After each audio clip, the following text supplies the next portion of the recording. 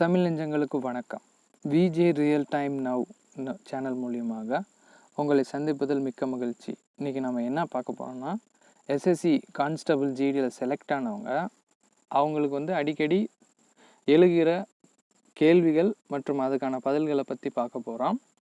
இப்போ இதுக்கான பதில்கள் நான் எப்படி ரெடி பண்ணேன்னா, இதுக்கு முன்னாடி ஃபோர்ஸில் ஜாயின் பண்ணவங்க அப்புறம் கூகுள்லேயும் சர்ச் பண்ணி அதுக்கான பதில்களை நான் தேடி எடுத்திருக்கேன். வாங்க ஒவ்வொரு கொஸ்டினாக பார்ப்போம். ஃபஸ்ட் கொஸ்டின் ட்ரைனிங் அப்போ நான் ஃபோன் கொண்டு போகலாமா? ஃபோன் அப்படி கொண்டு போகிறா இருந்தால் பட்டன் செல் தான் நான் யூஸ் பண்ணணுமா, இல்லை டச் செல்லு யூஸ் பண்ணணுமா அப்படின்னு கேட்டிருக்காங்க. அதை பொறுத்தளவுக்கு ஃபோன் நீங்கள் டச் செல்லே கொண்டு போகலாம். ட்ரைனிங் ஆக்டிவிட்டி அப்போ மட்டும்தான் நம்ம யூஸ் பண்ண முடியாது. அதை தவிர்த்து நம்ம ரூமுக்கு போனதுக்கப்புறம் ட்ரைனிங் ஃபோன் யூஸ் பண்ணலாம். அடுத்து நான் டிசி கொண்டு போகணுமா, கண்டிப்பாக அது தேவைப்படுமா அப்படின்னு கேட்டிருக்காங்க. டிசியை பொறுத்த அளவுக்கு நம்மளுக்கு தேவையில்லைன்னு தான் சொல்லணும். ஏன்னா 10th mark sheet, 12th mark sheet, OBC, nativity இந்த மாதிரி சர்டிஃபிகேட் தான் முக்கியமாக தேவைப்படும். டிசியை பொறுத்தளவுக்கு தேவையில்லை. இருந்தால் கொண்டு போங்க, இல்லைன்னா ஒன்றும் பிரச்சனையே இல்லை. மூணாவது கொஸ்டின் பர்த் சர்டிஃபிகேட் கண்டிப்பாக வேணுமா அப்படின்னு கேட்டிருக்காங்க. பர்த் சர்டிஃபிகேட்டை பொறுத்தளவுக்கு டேட் ஆஃப் பர்த்தை ப்ரூவ் பண்ணுறதுக்கு தான் பர்த் சர்டிஃபிகேட்.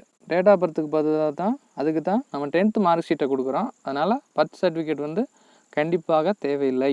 அடுத்து ஓபிசி, நேட்டிவிட்டி, இன்கம் சர்டிஃபிகேட் இதுக்கெல்லாம் எவ்வளோ நாள் வேலிடிட்டி?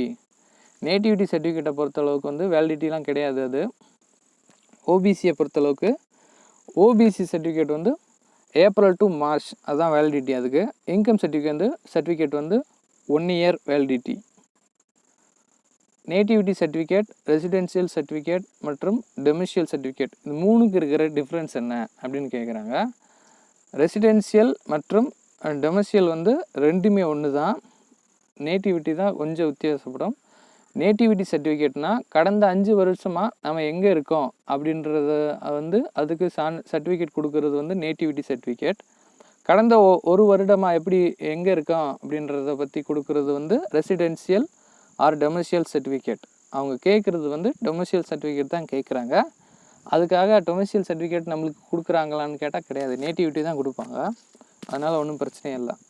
அடுத்து கேரக்டர் சர்டிஃபிகேட்டில் எஸ்பி கிட்ட சைன் வாங்கலாமா, இல்லை டிஎஸ்பி கிட்ட சைன் வாங்கலாமா அப்படின்னு கேட்டிருக்காங்க. கேரக்டர் சர்டிஃபிகேட்டை பொறுத்தளவுக்கு யார் கொடுக்கணும்னா, அட்மினிஸ்ட்ரேட்டிவ் பவரில் இருக்கவங்க மட்டும்தான் கண்டிப்பாக கொடுக்க முடியும். அதிலே மென்ஷன் பண்ணியிருப்பாங்க. District magistrate R subdivisional magistrate R other superior officers அப்படின்னு கொடுத்துருப்பாங்க. அட்மினிஸ்ட்ரேட்டிவ் ஆஃபீஸரில் இருக்கிறதுல சுப்பீரியர் ஆஃபீஸரோ ஆர்டிஓவோ அல்லது சப் கலெக்டரோ அல்லது கலெக்டரேட்டோ வாங்கலாம். எஸ்பி போலீஸை பொறுத்தளவுக்கு அந்த பவர் அவங்களுக்கு கிடையாது. அவங்க லா அண்ட் ஆர்டர் மட்டும்தான், அட்மினிஸ்ட்ரேஷன் கிடையாது. அதனால் அவர் அங்கே ஐஜியாக இருந்தாலுமே கேரக்டர் சர்டிஃபிகேட்டை கொடுக்க முடியாது, அது செல்லாது. அதனால் நீங்கள் சப்டிவிஷனல் மேஜிஸ்ட்ரேட்டுன்ற ஆர்டிஓக்கிட்டேயோ இல்லை சப் கலெக்டர்கிட்டையோ இல்லை டிஸ்ட்ரிக்ட் மேஜிஸ்ட்ரேட்டுக்கிட்டேயோ வாங்கணும், அதாவது கலெக்டர்கிட்டையோ வாங்கணும். அடுத்து போலீஸ் வெரிஃபிகேஷன் சர்டிஃபிகேட் கண்டிப்பாக வேணுமா அப்படின்னு கேட்குறாங்க. நம்மளை கேரக்டர் சொல்கிறது கண்டிப்பாக போலீஸ் வெரிஃபிகேஷன் மூலிமா கண்டிப்பாக சொல்லி ஆகணும். அதனால் கண்டிப்பாக போலீஸ் வெரிஃபிகேஷன் சர்டிஃபிகேட் நம்ம வாங்கியே ஆகணும். ஏன்னா நம்மளை குணநலன்கள் பற்றி கேட்குறது போலீஸ்கிட்ட கேட்பாங்க, இல்லைன்னா ஸ்கூல் படித்த ஹெட் மாஸ்டர்கிட்ட கேட்பாங்க, அப்படி தான் கணக்கு. அதனால் போலீஸ் வெரிஃபிகேஷன் சர்டிஃபிகேட் கண்டிப்பாக வாங்கணும். ஒரு சில இடத்துல போலீஸ் வெரிஃபிகேஷன் சர்டிஃபிகேட் இல்லாமல் கேரக்டர் சர்டிஃபிகேட்டில் சைன் வாங்கவே முடியாது. ஒரு சிலர் போடலாம், அதை பற்றி என்னென்னு தெரியல. ஆனால் போலீஸ் வெரிஃபிகேஷன் சர்டிஃபிகேட் கண்டிப்பாக தேவை. அடுத்து நேட்டிவிட்டி சர்டிஃபிகேட் புதுசாக வாங்கணுமா அப்படின்னு கேட்டிருக்காங்க. நேட்டிவிட்டி சர்டிஃபிகேட்டை பொறுத்தவரைக்கும் முதலே சொன்ன மாதிரி அதுக்கு வேலிடிட்டி கிடையாது. ஏன்னா நம்மக்கிட்ட கேட்குறது டொமிசியல் சர்டிஃபிகேட் கேட்குறாங்க. டொமிசியல் சர்டிஃபிகேட்னால் கடந்த 1 வருடமாக நீங்கள் எங்கே இருந்தீங்க அப்படின்றத பற்றி தான் கேட்குறாங்க. நேட்டிவிட்டி 1 இயருக்குள்ளே இருந்தால் புதுசாக ஒன்று வாங்குறது நல்ல பெட்ரு. ஆனால் அதுக்கு வேலிடிட்டிலாம் கிடையாது. நம்மகிட்ட கேட்குறது டொமிசியல் சர்டிஃபிகேட் தான் கேட்குறாங்க. நம்ம இங்கே அப்ளை பண்ணி வாங்குறது நேட்டிவிட்டி தான் வாங்க முடியும். அதனால் உங்களால் புதுசாக வாங்க முடிஞ்சோ வாங்கிக்கோங்க 1 இயர். அடுத்து ஓபிசி சர்டிஃபிகேட்டுக்கு ஏப்ரல் டு மார்ச் தான் வேலிடிட்டின்னு சொல்கிறாங்களே, அது உண்மையா? ஆமாங்க. இப்போ வந்து மார்ச் மாதம் ஆயிட்டுருக்கு. இப்போ வந்து மார்ச் மாதம் ஆயிடுச்சு. மார்ச் 15 வந்து ரிப்போர்ட்டிங் டேட்டு வந்து சிஆர்பிஎஃப் இந்த மாதிரி ஃபோர்ஸுக்கு சொல்லியிருக்காங்க.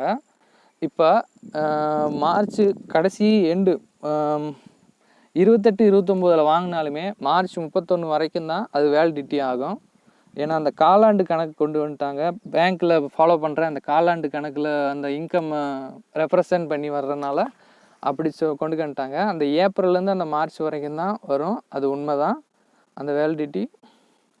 அடுத்து வந்து போலீஸ் வெரிஃபிகேஷன் சர்டிஃபிகேட்டுக்கு எவ்வளோ நாள் வேலிடிட்டி அப்படின்னு கேட்டிருக்காங்க. போலீஸ் வெரிஃபிகேஷன் சர்டிஃபிகேட்டை பொறுத்த அளவுக்கு வந்து அதில் பார்த்த மாதிரி அதுக்கு வந்து வேலிடிட்டிலாம் கிடையாது. அவங்க யார் கேட்குறாங்க, எதுக்காக கேட்குறாங்க, எந்த நிறுவனம் கேட்குது, என்ன அப்படி அந்த நிறுவனத்தை பொறுத்து அப்படின்னு சொல்லி அதிலே அவங்க மென்ஷன் பண்ணியிருந்தாங்க. அதுலேருந்து போலீஸ் வெரிஃபிகேஷனுக்கு வந்து வேலிடிட்டி கிடையாது அப்படின்றது தெரியுது. இந்த தகவல் வந்து இந்த கேள்வி பதில் செஷன் வந்து உங்களுக்கு வந்து உபயோகமுள்ளதாக இருக்கும்னு நினைக்கிறேன்.